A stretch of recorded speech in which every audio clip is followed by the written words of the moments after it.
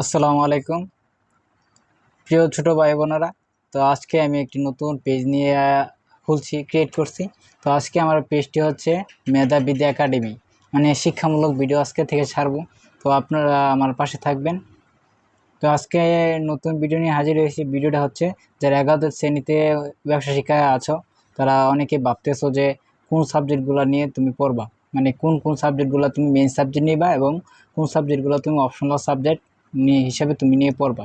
তো তোমার অনেকের বড় ভাই বোন নাই থাকতে পারে, তো তারা তো পারবে না, যে বুঝতে পারবে না যে কোন সাবজেক্টগুলো তার জন্য ভালো হবে। তো আজকের এই বিষয়টা নিয়ে আমি কথা বলবো। তো তোমাদের সাবজেক্ট হচ্ছে এ, বাংলা, ইংরেজি এবং আইসিটি। এটা হচ্ছে মানে তিনটা সাবজেক্ট আছে, মানে কম্বাইন, মানে সায়েন্স কমার্স আর্টস এটা প্রত্যেকেরই থাকে।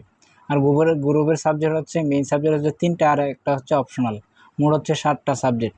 তো এই বাংলা, ইংরেজি এবং আইসিটি তো প্রত্যেকেরই নিতে হবে, বাধ্যতামূলক।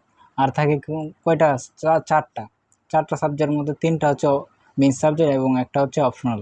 তুমি মেইন সাবজেক্ট কোনগুলো নেবা? তোমাদের মেইন সাবজেক্ট এই কমার্সের 4টা সাবজেক্ট হচ্ছে এই, আমার সব কলেজে কিন্তু সব সাবজেক্টগুলো থাকে না, আবার কলেজ কলেজ ভিন্ন হতে পারে।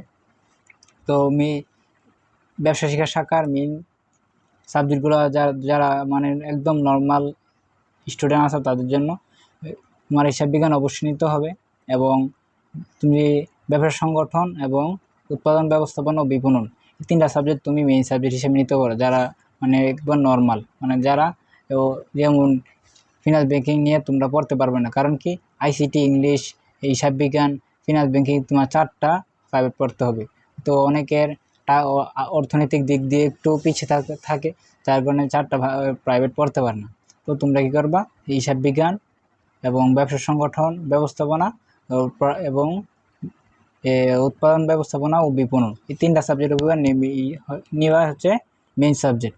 আর একটা সাবজেক্ট আছে কি, অনেক কলেজে থাকতে পারে, ফিনান্স ব্যাংকিং থাকতে পারে, তারপরে পরিসংখ্যান থাকতে পারে, তারা থাকতে পারে কি অর্থনীতি। তো তিনটাতে যে কোনো একটা নিতে পারবো। তো যারা আবার একটু ভালো ম্যাথ ম্যাথ রিলেটেড বিষয়গুলো ভালো পারো, যেরকম হিসাব বিজ্ঞান তুমি ভালো পারো, তো তুমি স্কুলে থাকতে অনেক ভালো হিসাব বিজ্ঞান পারতে, তো তাদের জন্য তোমরা ফিনান্স ব্যাংকিং নিলেও তোমরা পারবে। কারণ কি, অঙ্কের মধ্যে নাম্বার অনেক বেশি পাওয়া যায়। তো তুমি অনেক দেখলে বুঝতে পারলা যে থিওরি পার্টগুলো লেখলে অনেক বেশি লেখবা, কিন্তু তুমি 4-তে 4 দিবে না কখনোই। মানে একদম হাই কোয়ালিটির লেখা হলে তোমাকে 4-তে 3.5 দিতে পারি। অনেক সময় স্যারের মন ভালো থাকলে 4 দিয়ে দিতে পারি। কিন্তু গণিত যদি তোমার লেখায় বিশ্রী হয়, মানে লেখার সৌন্দর্য কম হয়, তো তোমাকে 4-তে অঙ্ক যদি হয় 4-তে 4 দিতে তোমাকে স্যার বাধ্য।